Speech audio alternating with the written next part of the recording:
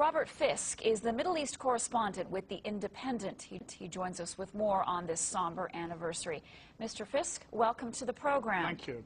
I know you are here to mark the anniversary of the genocide. Beirut is your home. So why, of all places in the world, would you come to Toronto for this day? Because there are a lot of Armenians in Toronto. I actually do speak to Armenians in Beirut and also in the United States, because I think, having done a lot of work as a reporter on the genocide, and it wasn't, by the way, what you call it, deadly massacres, it was a genocide, not just because we have photographic evidence, film evidence, we have the documents of diplomats at the time. We even know that after the First World War, the Turks themselves put the war criminals of the genocide on trial, although later on we had to all pretend that didn't happen. I think the fact is that just as we can never deny the Jewish Holocaust, we can't deny and must not deny the first Holocaust of the last century, which was the Armenian Holocaust. My newspaper, by the way, says Armenian Holocaust with a capital H. It was. Historically, it is a fact. So why won't Turkey recognize it then? 20 other countries around the world do.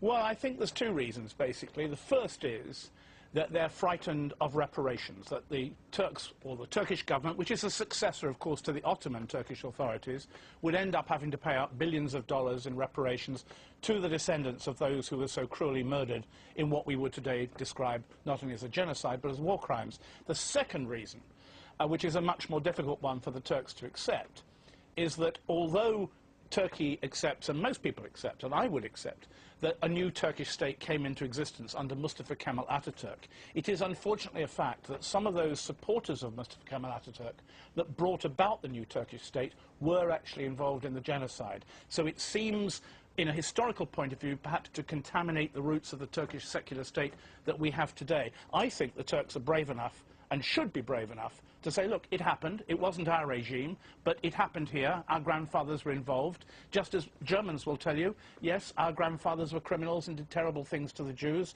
and the Holocaust was a German responsibility, even though the present German government has nothing to do with the Nazis. Will Turkey ever recognize it as a genocide, do you think?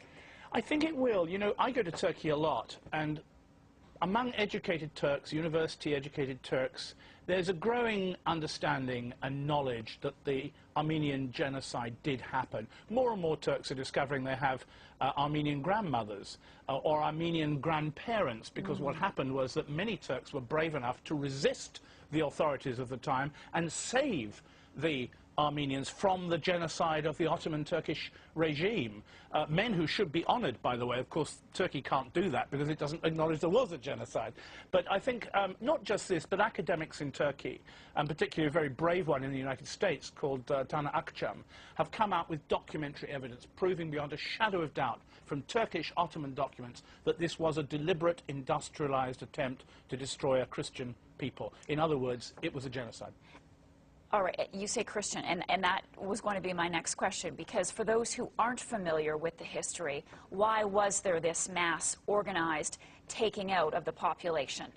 Because what had happened from the previous century under what were called the Young Turks regime, and we don't have a time to go through that, in the Young Turks Revolution, was an increasing desire to Turkify, and by extension, I suppose, make more Muslim, the Turkish part of the Ottoman Empire. The Ottoman Empire itself was mainly Muslim, of course. There were many different Christian races.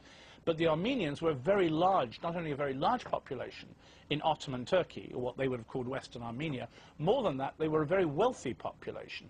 And I think also at that time, and of course Turkey was, it was a terrible mistake to join the First World War on the German side. They were losing the war, they were using up huge amounts of money. Gallipoli, which the Turks won, was extremely damaging for them, and it cost a lot of money. There were Turkish refugees everywhere.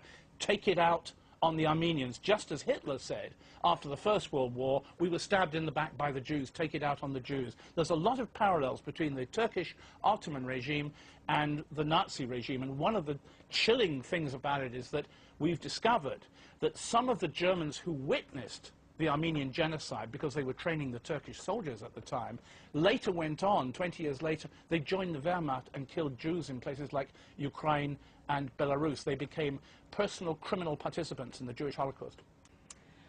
Robert Fisk, I wish we had more time. So glad to talk to you. It was a real pleasure, and I'm glad that you're able to enjoy at least a little bit of your visit here to Toronto and to Canada. Sitting in your studio. Thank you. Good night. Good night.